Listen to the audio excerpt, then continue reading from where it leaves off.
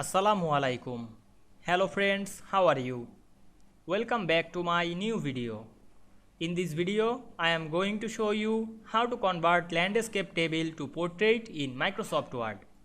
Let's get started. At first, we have to open a Word document. Then we want to convert landscape table to portrait in this document.